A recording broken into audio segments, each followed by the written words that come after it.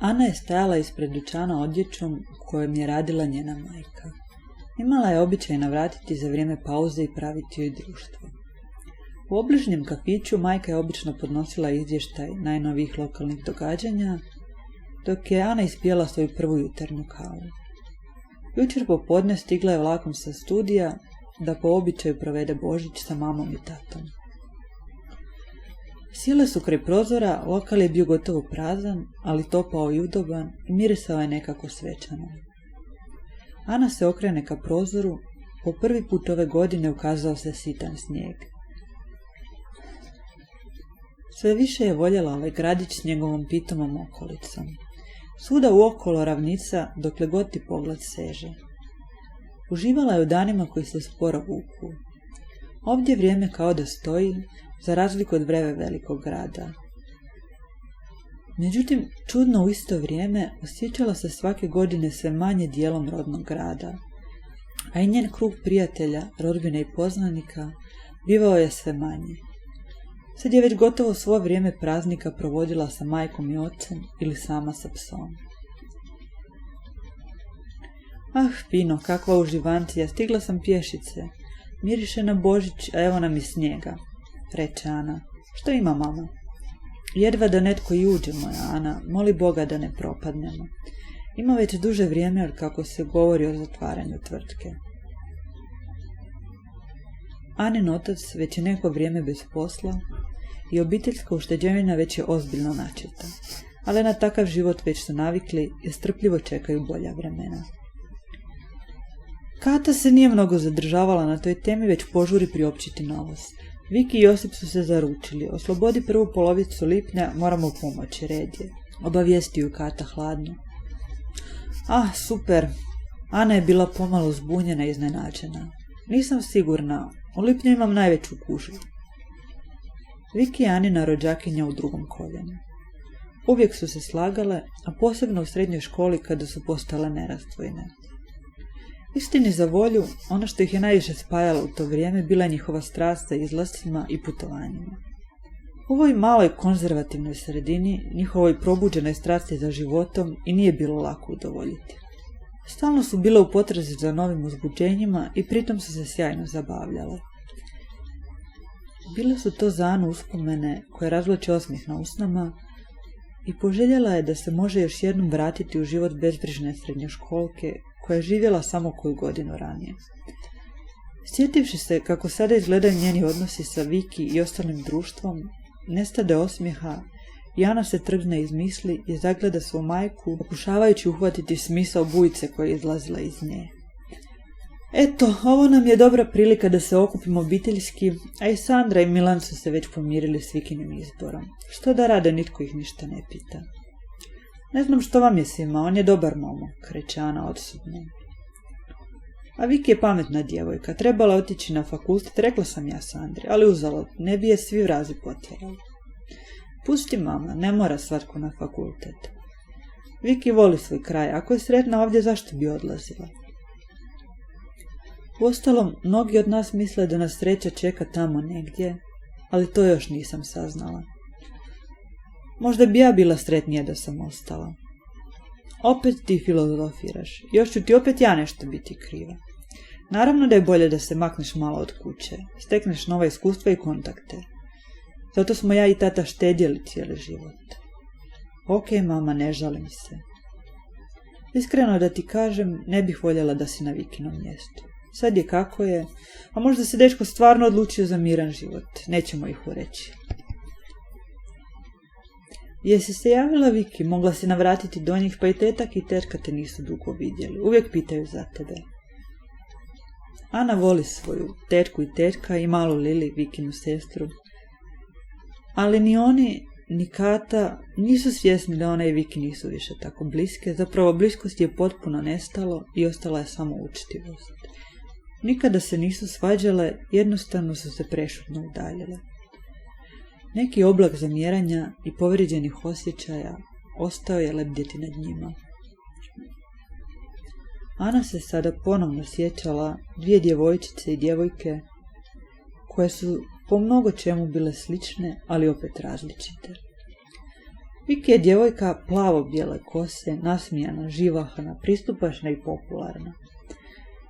Ana je također bila omiljena u društvu, no za razliku od Viki bila je po prirodi više rezervirana i kretala se više manje u istom društvu. U školi je bila poznata po smislu za humor, bila je odriješita, znala se zauzeti za sebe, ali i za druge, borac za pravdu. Jedna od onih za koje se kaže, vidi odvjetnica. Ali Ana nije bila odvjetnik u duši, ona je bila umjetnik i avanturist u duši.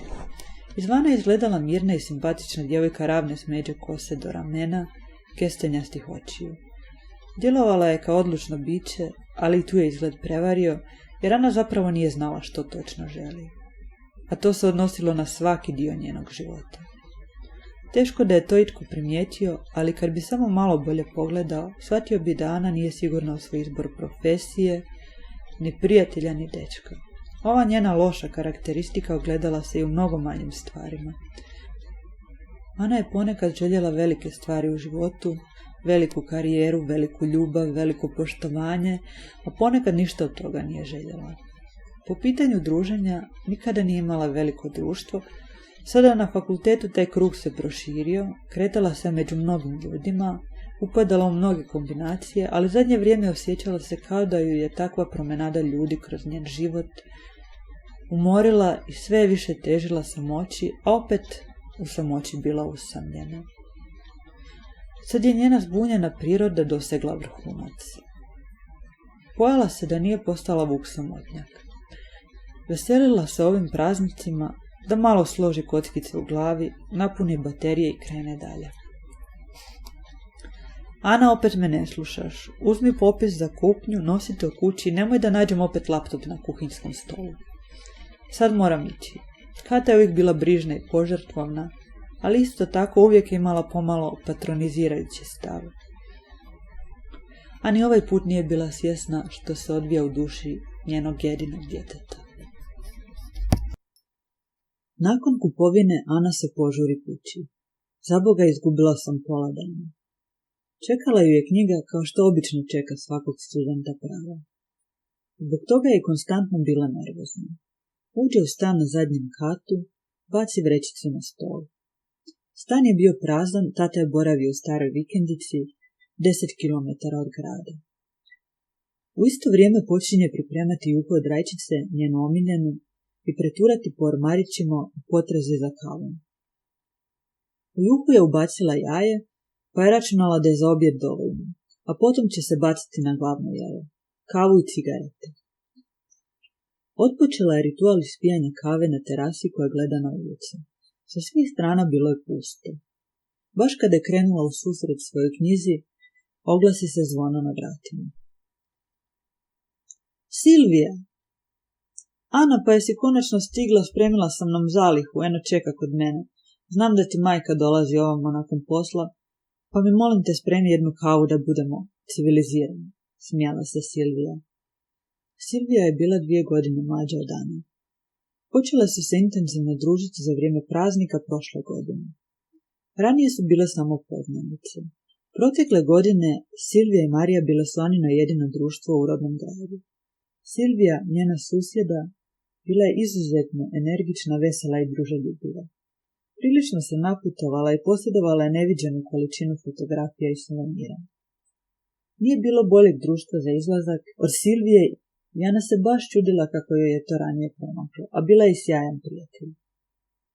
Ana je bila presretna što ju vidi, a i hvala Bogu knjiga će još malo odmarati na krevetu u sobi. Kada ćemo malo u grad, nismo dugo.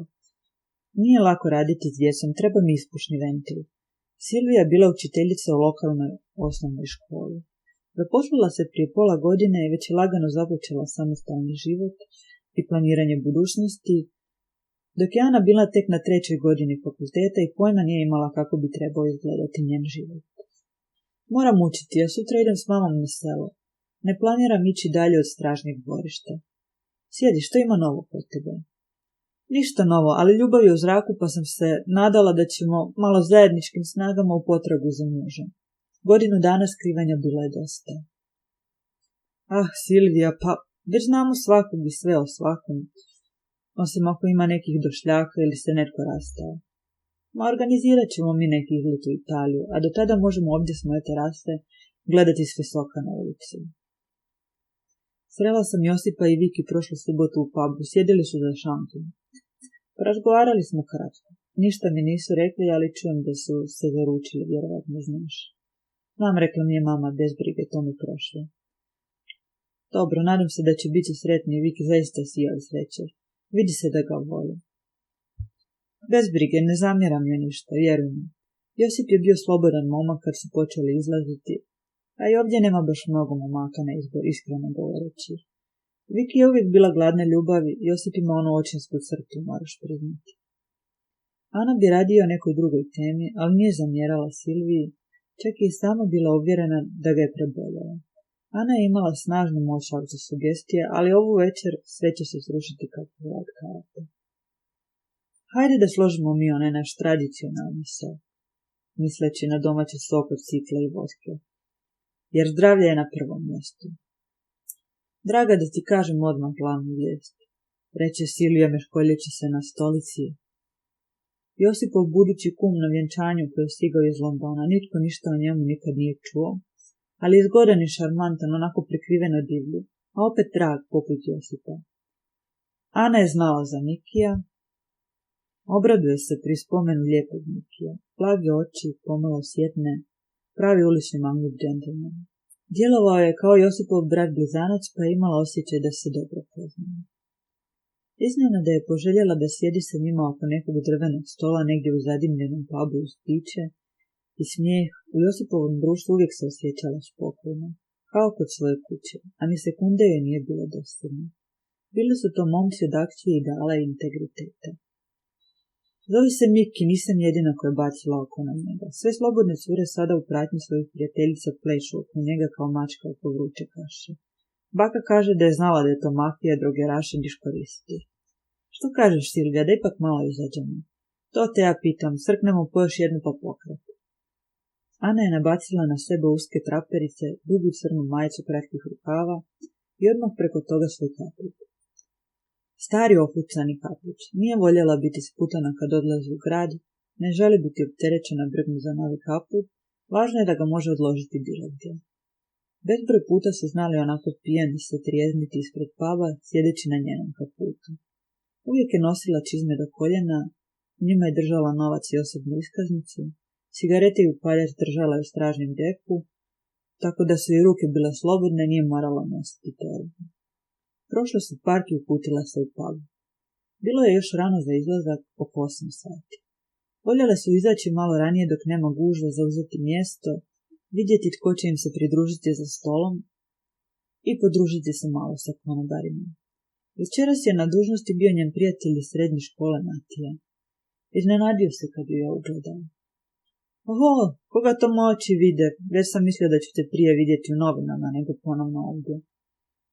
Zdravo, Matija, baš mi je drago da sam baš na tebe nabasala. Kako si, što ima? Njih dvoje uvijek su se dobro slagali. Često je izlazio s njima.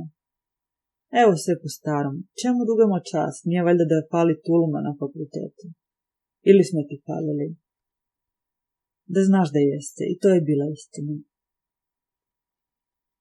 Istina je bila ta da je Ana uvijek mislila, kada ode iz rodnog grada u novo okruženje, da će se desiti čudesne stvari, da će sve biti bolje nego ovdje, gdje se našla rođenjem, a da to nije birala. Međutim, za sada Ana još uvijek nije našla svoje mjesto pod suncem, a ovo ovdje kao da joj je kliznulo uz ruku i osjećala se zapravo usamljena. Što ćete popiti, ja častim. Hajde kad smo već počele s vodkom da nastavimo istim tonom, pa ćemo kasnije razmišljati o tekili, reče Ana. Vidim još držiš formu, evo mi za sekundu. Matija oliju i kašanku. Matija se vraća držeći bocu vodke i crveni Marlboro u desnoj ruci, dok lijevom primiče visoku drvenu barsku stolicu k njima, za visoki stol, do zida gdje se sjedila. Na licu mu titra iščekivanje. Sad je li željan da čuje nešto novo ili da prenese nešto novo, Ana nije bila sigurna. Vjerovatno oboje. Tako, sada čujem kako je naša obnovljena Ana skoro odvjetnica u visokom društvu. Smijući se istrese Matija. Bojim se da će mi od visokog društva ostati samo ovaj stari visoki drveni stol. Ani praksu nisam uspjela dobiti, nemaš pojma kako je to danas teško. Di ti je uštovljeno? Matiji nestade osmijeha s lica, vidjevši Anin ljutit izraz. No dobro, pa zar ti nije on uspio srediti neku praksu? Nije, još vidjet ćemo. Kako si ti, Matija? Nedostajalo mi je zezanje s tobom. Ani je zaista bio drag Matija. Bliski su još od 5. osnovne kada su sjedili zajedno. Sada je tek postala svjesna kako je lijepo imati prijatelja kao što je Matija. Druženje sa njim bilo je tako jednostavno i prirodno, baš kao druženje sa bratom. Pa znaš kako je, sve po starom, još me vole curice, a ja njih. Smijao se Matija. Nego, Ana draga, od tebe očekujemo velike priče i pobjede, ti si za uspjeh rođena. Sada se već glasno smijao Matija, dok je glazba postojala brža, a stari bab sve tješniji. Niz stepenice silazilo je sve više ljudi. Sa šanka se glasno prodere Matijin kolega, vidno iznerviran njegovim zabušavanjem. Matija skoči.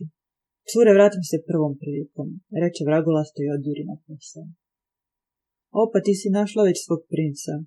Ništa mi nisi rekla o uštovljenom. Kako Matija zna, a ja ne znam, reče odjednom Silvija. Nisam stigla, bez brige, evo podnosim izvještaj. Zove se Fabijan, bio je tu u 9. mjesecu nakon rokova, kad si bila u Veneciji. Zajedno smo nekih pola godine, nisam bila sigurna u našu vezu, pa ti nisam htjela ništa govoriti, a ne bi ga ni vodila kući da on je inzistirao. Što se mene tiče, ja sam još uvijek oprezna. On je za razliku od mene vrlo siguran, kako u našu vezu, tako i sve ostalo u životu. Hvala Bogu, pametan čovjek, tebi i treba netko takav. Čestitam i nema više kukanja iza navijetanja. Dakle, potraga se nastavlja samo za mojim princem, a može i žabom, pravo da ti kažem, ne namjeravam biti previše izbirljiva. Reče Silvija zirkajući kroz čašu, dok je pokušavala istresti posljednju kap vodke. Pa reci još nešto o njemu, čime se bavi, odakle je. Najzad tresne praznom čašom ostavi. Fabijan je rođen i odrastao u Londonu. U srednjoj školi pohađao je 1 godinu u Americi i 1 godinu u Italiji. Ljeti je također mnogo putovao, učio je jezike, vrlo je ambiciozan. Vodi računa o budućnosti više nego moja mama. Osmijehne se Ana. Njegovi imaju odvjetnički ured, prilično su uspješni.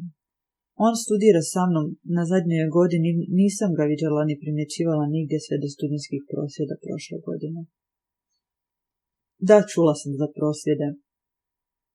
Znala sam da ćeš odmah biti negdje u prvom redu s nekakvim suludim transparentom, rugala se Silvija. Jako smiješno. Uglavnom tamo je bio i on, pošto je postao član glavnog studentskog odbora.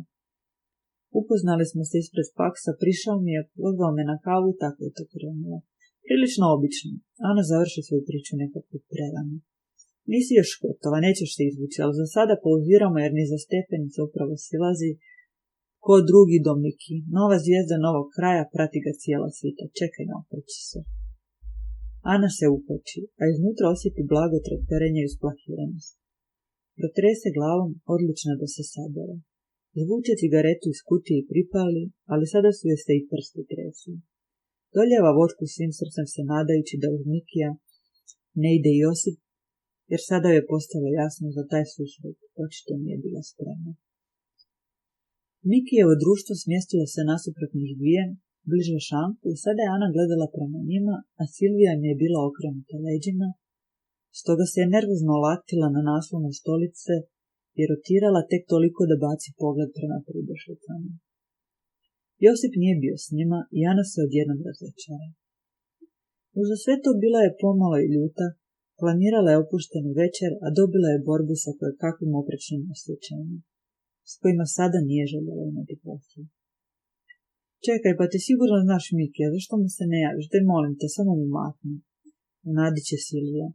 Ali za tim nije bilo potrebe, jer je Miki već zapazio Anu. Matija je jednostavno dalamio Mikija po ramenu i poput djeteta upro prsti Anu. Sada je Miki uz povike oho velikim koracima nonšalantno grabio prema njoj, iako su se zapravo upoznali tek nekoliko puta. Ana, nisam te vidio 100 godina. Ti preskačiš praznike ili se skrivaš kod bake u štali? Raspoloženo je počeo priču Miki. Inače je bio poznat po tome da voli podbadati, imao malo oštri smisao za humor. Oni koji su ga poznavali znali su da je potpuno dobronamjeran. Sličan je bio i Josip, njih dvojica su se zaista razumjeli bez riječi. Bili su bliski onako kako Ana nije bila bliska ni sa kim od prijatelja ili rodbina. Ovaj gradić nije poznavao Mikija. Josip se sreo s njim u inozemstvu i toliko ga je često spominjao da je Ana imala osjećaj da zna sve o njemu. Ponekad se ljudi jednostavno nađu, a njih dvojica su se baš našli. Kao što je ona mislila da su se našli i ona i Josip. Zdravo, Miki, kako si? Evo, nije loše, volim ovo mjesto, ono voli mene. Pogledaj, za mojim stolom ne nedostaje djevojaka. A ja sam te ipak došao pozdraviti. Kesio se Miki pregledavajući njihovu bocu vodke kao da traži vodku u njoj. Jako ljubazno od tebe, Miki, ovo je Silvija. Drago mi je, povikašu jedan glas. Zašto same, upita Miki? Same i ne želimo da nas se uznemirava večeras, odvrati Ana. Ali evo, za tebe ćemo napraviti iznimku, pošto si ti moj stari znanac kojeg sam upoznala tek nekoliko puta. Smijala se Ana. Znamo se mi, Ana, bolje nego što ti misliš. Odjednom će ozbiljno Miki, pa nadodao nešto vedrijem tonu. Slušajte, odoh do mog stola da ne zapostavljam društvo, ali navratit ću i do vas. Odmah ću vam poslati piće, vidim da ste ostale bez. Miki se uputi ka svojem društvu koje se sastojalo od točno 3 djevojke, koje su očito nestrpljivo iščekivale njegov povratak. Tu je bio i Marko, stari Josipov školski kolega, on nije došao da ih pozdravi, a inače nije bio tip osobe koji se pokreće s mjesta samo zato da bi pozdravio nekoga. Njemu kao da je bilo svejedno. Večer je protekla prilično dinamično. I Matija i Miki su povremeno slijetali za njihov stol i častili ih pićem. Prošlo je ovuda još nekoliko starih prijatelja i poznanika. Ovo je ipak mali grad koji broji tek nekih 15.000 stanovnika. Miki se jednom prilikom dosta dugo zapričao sa Silvijom. Ani je laknulo što Silvija sve više odvlači Miki u pažnju, jer joj je razgovor sa njim na neki način bio koliko ugodan, toliko i bolan. Mikijeva prisutnost posjećala je na događaj koji će uslijediti u 6. mjesecu sljedeće godine. Ipak, korak po korak, za sada je Ana bila zadovoljna svojim izlaskom. Bila je iskreno sretna što je vidjela stare školske prijatelje, a i zabavila se. Sada je već pub bio poluprazan kao i kada sam tek ušla. Bio je dan. Zajedno sa zadnjim gostima, među kojima su bili i Miki i društvo, penjali su se uza strme stepenice koje vode do izlaza iz rupe, kako su je od njega zvali. Na vratima Anu zaslijepi svjetlost dana, zakorači naprijed i osjeti snijeg pod nogama i hladnoću na obrazima. Silvija je bila odmah iza nje, sve vrijeme ju je držala za jaknu. Obje su se odjednom okrenule i pogledale natrag, pa potom naprijed i već su vidjela leđa Mikiju koji je poprilično odmakao, koračao je brzo i stisnuto, bježeći od hladnoće. Silvija i Ana, ruku pod ruku, zaputile su se prema kući. Oko 10 sati ujutro Ani je zazvonio mobitel. Tapkajući prstima po tepihu pored kreveta, glava još zakupana u jastuk, pronađe svoj pametni telefon i slabašnim glasićem reče halo. Tata dolazi po nas za pola sata, idemo kod Sandre i Milana na ručak, bespogovorno i to sve. Možeš pristaviti kavu da seknemo na brzinu, bila je to mama, kao obično nije ostavila mnogo prostora protivljenja. Ani je bilo jasno da će se teško izvući, a i morala se suočiti sa ovim što prije. Stoga reče evo i prekine Vesnu. Što prije to bolje i idemo dalje, pomisli. Bila je optimistična u vezi susreta sa Viki i njenim odabranikom, koji je za nju sada ponovno trebao da postane stranac. Potrči prema kuhinji, brzinom munje pristavi vodu za kavu i odbiju ruku panu. Odmah potom začuje se ključ u bravi i mama žurno pohita u kuhinju. Ponesi čizme za vrt, lijepo je vrijeme, malo ćemo i pomoći poslije ručka. Da spojimo ugodno s korisnim. Ne brini, vi cure ne morate mnogo raditi, stignete se ispričati. Glasno je razgovarala mama iz kuhinje. Očigledno se veselila druženju kao i uvijek. Ok, vikne kratko Ana. I da ti kažem, nemoj se ljutiti što te Viki nije izabrala za kumu, mada i meni to isprva bilo čudno. Ne želim da budeš sitničava, ti i Viki uvijek ćete biti rod. Sigurna sam da su uzeli u obzir našu trenutnu financijsku situaciju, iskreno zahvalna sam im na tome. Da, sve je ok, odgovori Ana izlazeći iz kupaone.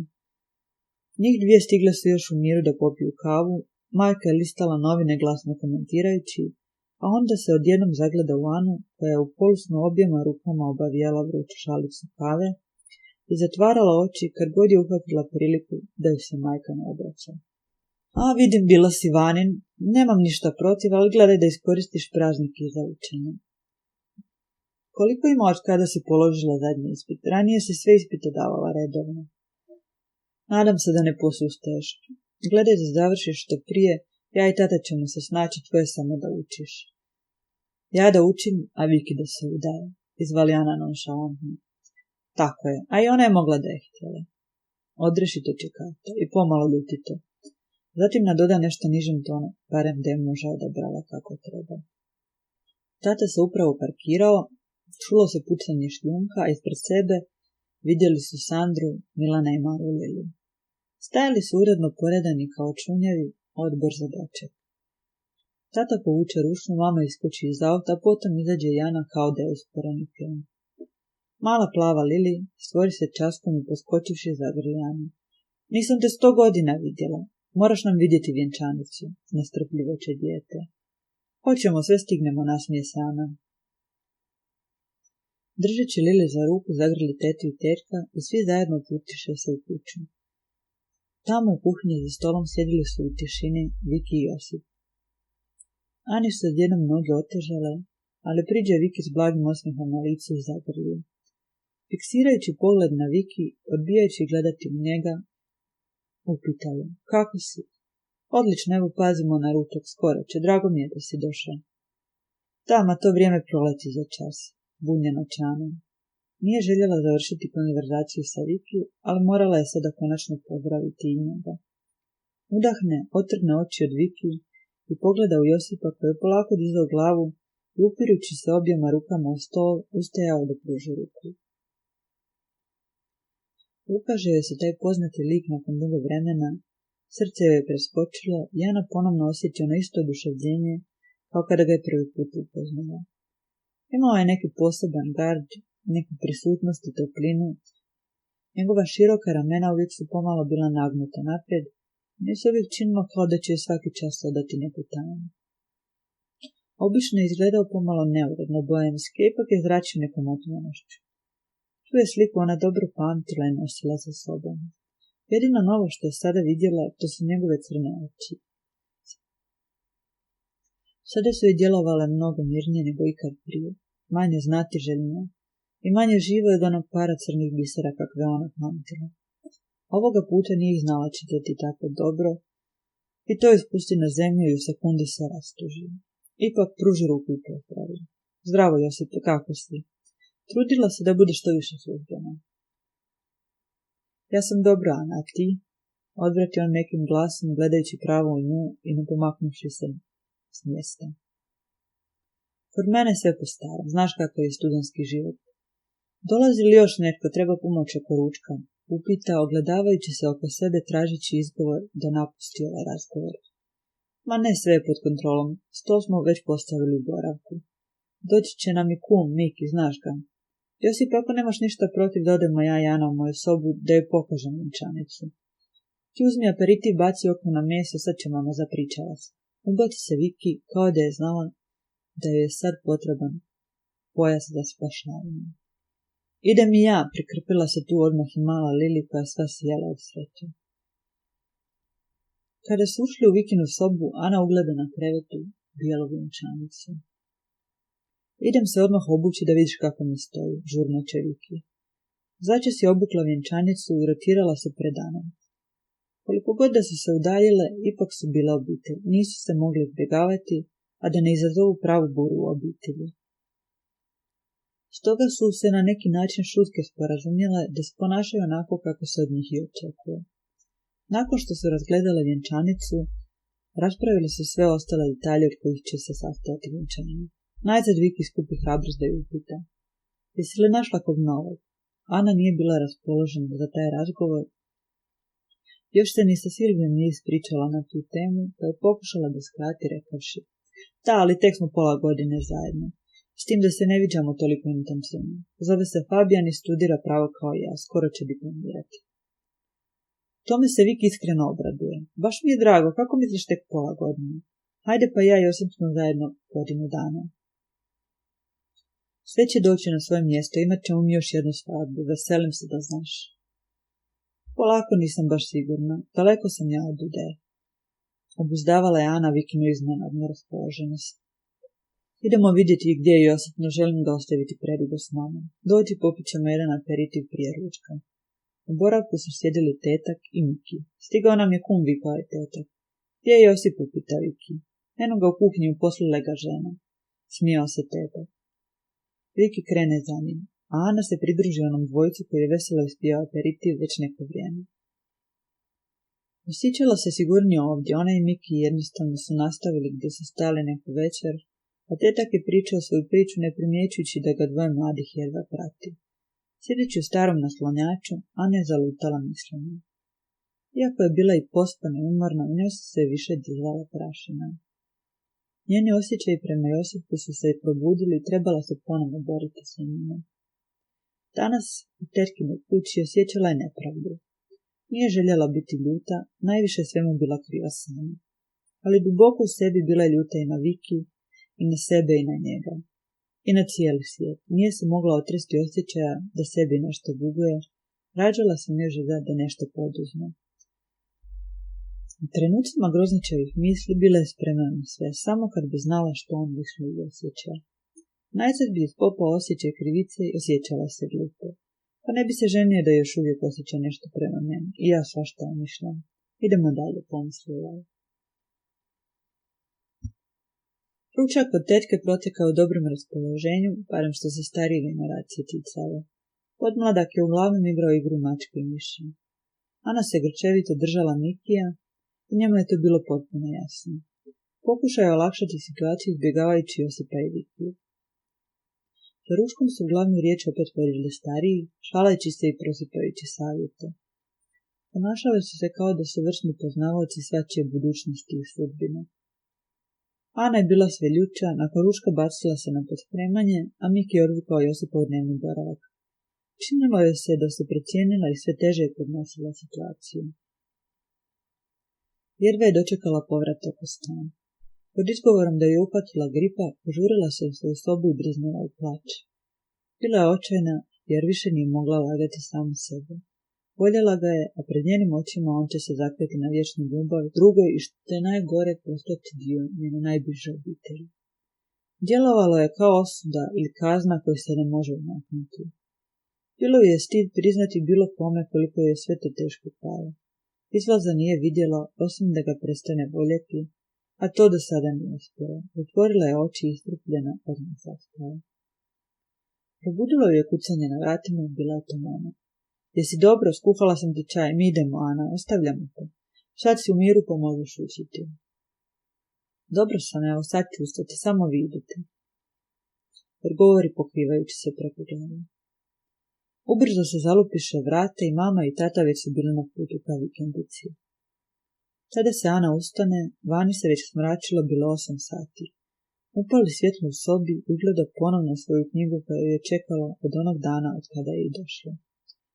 Sad se našla negdje bačena u kutu, ona ju je podsjećala na onaj njen život u velikom gradu, koji je trebao učiniti sretnijom, a sad je se učinio nepoznat i dalek. Osjeća se malodušno, nije joj padalo na pamet da krene s učenjem, no umjela je da pije čaj i gleda kroz terasu na snijegom prekrivene obronke. Sjedeći tako umotana u deku, trudeći se da ne misli ni o čemu, padne joj na pamet da dolije malo viski u čaj, a onda ubrzo poželi i društvo. Zapravo nije željela biti sama. Uhvati mobitel, vidje da ima 2 propuštena poziva od Fabijana, ali to ju sada nije zanimalo. Odmah nazove Silviju i pozove ju k sebi. Za pola sata Silvija je bila tu. Preko puta Ane prepričavala je svoje viđenje one večeri, s tim da je naglasak stavila na Mikija. Ana je odlučila da ispriča svoj ponovni susret s Viki i Josipom, nadajući se da će se osjećati barem malo lakše.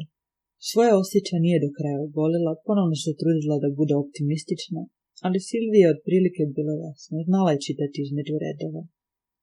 Ani još uvijek nije vrag dao mira, pa predloži. Ajde da izađemo malo, možda sretnemo opet Mikija, zapravo velika je šansa. Može, vratimo se mi za naš stol. Spremno odvrati Silvija. Nije prošlo dugo, zaista su bile ponovno za istim stolom. Matija je bio tamo, ovog puta bio zauzet poslom i djevojčicama, koje su se smjestile za šank točno njemu ispred misa. Mažući rukama daju mu znak da donese ponovno bocu vodke. Ispijale su piće u svojoj staroj zadimljenoj ruki, kad odjednom opet iste scene. Iza stepenice silazi Miki, poput nekog alfa mužjaka, a za njim njegovo stado sastavljeno po pravilu od više djevojaka nego mladića. Što sam ti rekla? Pobjedonosno će Ana kad iznenada zastade, skupi se i prekriži ruke na prsima. S Mikijem ovog puta stigao je i Josip. Bez Viki. Ana je spustila glavu i nadala se da će Miki biti uviđavan kao i ranije na ručku i preseliti skupinu negdje drugdje, ali to se nije dogodilo. Zaustavili su se kraj njihovog stola, Miki ih je kratko pozdravio obećavši navratiti ponovno. Josip je kimnuo glavom, pomalo se skrivajući iza ostalih, ali mu je pogled ipak u nekoliko navrata padao na Anu. Ana požali što nije ostala kući, željela je sebi pomoći, a ne odmoći. Ali izgleda da joj mirni blagdani ove godine nisu suđeni. Bila je ponosna i nije željela bježati, pa je praveći se da se ludo zabavlja i neha je za nikog, digla ruku i poručila još jednu vodku. Stigao je Matija, poslužio piće i nalaktio se na stol, pokazujući očima ka Mikijevu stolu. Evo njih dvojice, pravi su tim, svaki put kad ih vidim ovdje gledam obrise nekog novog gradskog trača. Vidi ti našeg Josipa, nisam siguran da Viki zna da je ovdje. Još uvijek je magnet za žene, neko vrijeme baš se bio smiren i uopće izlazio. A dobar je on momak, žena uvijek nešto splektare oko njega, pa on ispada loš na kraju. A i ovaj grad je pravo selo, ovdje vladaju predrasude. To se baš vidi na Josipovom primjeru, filozofirao je Matija.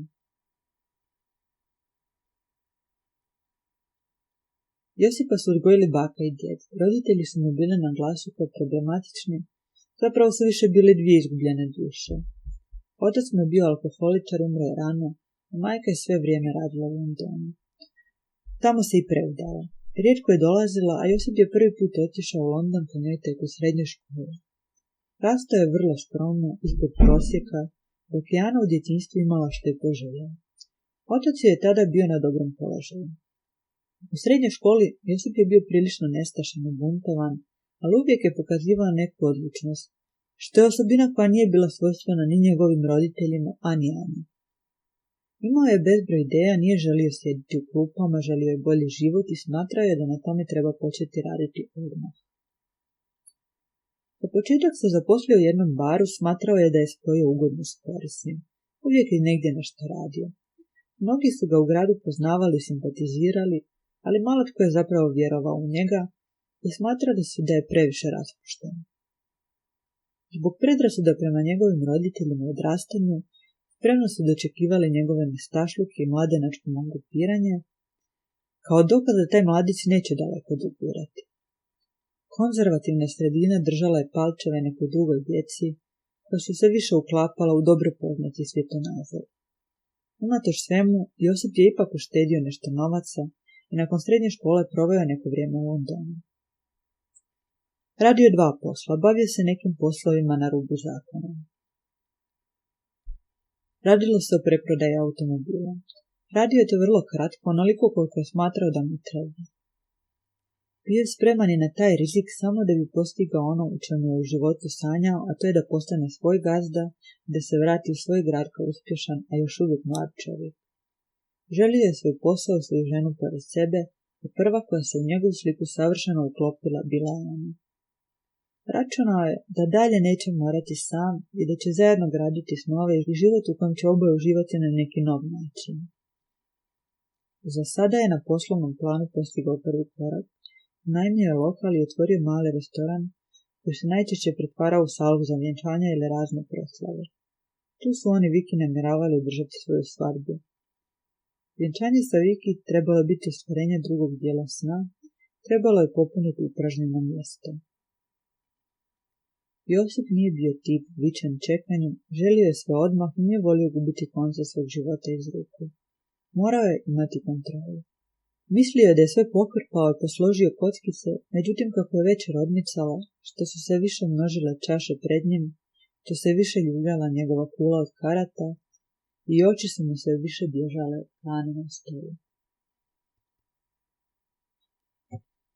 Miki je nekoliko puta navraćao za njihov stol kako bi se podružio sa Silvijom, čak su i odplesali nekoliko pjesama. Ana je nalazila utjehu u glazbi, čaši i cigaretama, ali njoj se kroz sav onaj dim sve češće ukazivalo njegove lice. Nije mogla više izdržati, pa odluči pozdraviti Silviju i otići kući.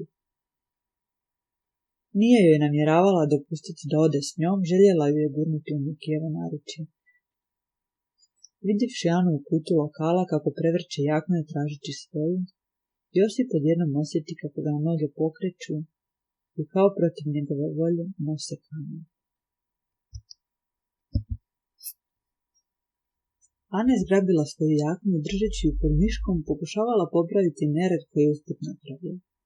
Josip je stajao u otprilike drugom redu publike oko garderobe, da jednom iz njega progovori. Ana, ako nemaš ništa protiv, moja bi trebala biti odmah tu na vrhu, došli smo među zadnjima. Ona traperi crna, znaš. Ana se iznenadi i smete, nije mu se nadala, ali brzo se sabere i baci na posao. Stade razbacivati jakne kao da je pitanje života i smrti. I samo se iznenadila svojom reakcijom. Zar je samo toliko bilo potrebno da se rasplamsa sva nada koju je u sebi tako revnosno satirala iz dana u dan. Nije čula ni cijelu rečenicu, ali razumjela da hoće jaknu, duboko u sebi odmah je znala da namjerava krenuti za njim. Alkohol i stara rupa bacili su svoje čini, u njemu se nešto odvezalo. Ona je to prepoznala na njegovu licu, konačno je vidjela onaj poznati izraz i sjaj u očima koje joj se obraćaju i poznaju ju. Obuzela ju je neka sreća i olakšanje, onako pripito i bilo joj je u isto vrijeme i smiješno i žalosno. Pomislila je, eto koliko si jaka, Ana. Zgrabila je staru ofucanu traper crnu jaknu postavljenu vunom, tutnula mu je u ruke i pošla uza stepenicu, znajući da će poći za njom. Kada je izašla na svjež zrak, vani još bio mrak, svjetla u parku otkrivala su gusti snijeg nošen vjetrom. Staza pored drvoreda bila je pusta. Ana pretrči cestu i udari odlučnim korakom po dubokom snijegu, za sebe čula je škripu snijega, nije najmanje sumnjala da je iza nje i da će se skoro oglasiti. Njegovo lice dolje u garderobi bilo je potpuno jasno, konačno na njemu našla ono što nije vidjela na ručku kod tetke. Josip je žurio nekoliko metara iza nje, pokušavajući smisliti izgovor jer je bilo očito da ju slijedi. Nekako je ipak osjećao da to sada nije presudno, da iznenada potrči i zaći se nadom pred njom. Baš je zagušljivo unutra, ni ja nisam mogao više. Baš dobro da sam te stigao, vani je pustinja, nije baš ugodno prolaziti kroz park po ovom mraku. A kako to da ideš tamo, uvijek si se bojim. Sad se više ne bojim, pretvarala se ona. Osim toga živim tu preko puta, kao što znaš. Da, ali ja sam uvijek morao tuga na ošine pogledom. Nije željela podsjetnik, bojala se svojih najmilijih uspomena. Poljele su ju, a i kud baš onda ju dodao sol na ranu. Ok, idemo sad skupa usput nije. Nije ti više usput Viki u onom smjeru, rečana ukazujući glavom iza sebe. Ma idem baki večeras, nije joj bilo dobro jučer pa joj moram biti pri ruci ovih dana, lagao je Josip. Nije znao što dalje da radi, u kojem smjeru da povede razgovor, ali je znao da se ne može odvojiti od nje. Noćas je nakon dugo vremena, negdje u onoj rupi, prepoznao onaj osjećaj koji je njemu Josipu mogu vještao sreću. I sada ovdje u parku na snijegu koji se polako pretvara u mečavu, taj isti osjećaj mirisao je i plesao oko njega i on je želio da ga uhvati. Kako je vjetar bio sve jači, njemu se na licu polako ukazivao osmijeh. Osjećao je da mu je neka nevidljiva sila pritekla u pomoć. Iako je razgovor pomalo ličio na prepucavanje, on to nikako nije bio. To je bila samo maska onoga što je za oboje bio ugodan razgovor i neka vrsta utjeha nakon dugo vremena. Oboje su se trudili da tu nit zadrže što duže, nisu uopće mislili na sljedeći korak, sutra Viki selo ili obitelj. Ok, onda požurimo, uhvatit će nas mečava, reče Ana, ali ne ubrza korak. A i voljela je mečavu. Zapravo, voljela je sve ekstremne vremenske uvjete, smatrala je to vrhunskom romantikom, a i čovjek se osjeća nekako više živ. Josip ju je nekad zadrkivao zbog toga. Ana bi najradije pošla u šetnju. Josip se osjećao isto. Morao je produžiti ovaj trenutak, stoga reče. Ma nije to ništa, znalo je biti i gore, samo morao bi do auta po kapu. Bili mi pravila društva, molim te, nisam daleko parkirao, par koraka. Baš mi je sablasno ovako samom, nemam nikoga. Ajde sekundu ćemo, ti si onako za čas kući. Može, i onako mi se ne ide kući još, izvali ona ishitreno. I meni odmah će Josip. Krenuše prema autu, koračili su šutke, dišući hladan sjeverac i slušajući njegovu pjesmu. Znali su kuda vodi ova noć, nisu se mogli rastati ni kod auta, ni stana, ni bake. Vrtili su se u krug, gledajući lijevo i desno, i u snijeg na granama i na stazi, a znali su kad im se pogledi ponovno sretnu da se nešto mora desiti. Vraćali su se od auta prema natrag, kad odjednom Josip reče, opet nemaš rukavice. Anjini crveni prsti su se ukazali kada je izvukla cigarete iz džepa. Nije imala rukavice, nije ih voljela nositi, a i kad ih je imala odmah bi ih izgubila. Mrnjala Ana pripaljujući cigaretu. Josip joj iznenada otme cigaretu iz usta i preseli u svojim usnama, a potom objema rukama zgrabi Aninu promrzlu ruku, popuhujući dim dok ju je gledao ozbiljno. Njegov pogled kao da govori nježno, ali odlučno. Dosta je, Ana, ne mogu više. Ana se prešutno s time složi, stisne mu ruku i zajedno sa svojom sakrije njemu u džep jaknu, istovremeno naslonivši glavu na njegove rame. On spusti svoju glavu na njezinu.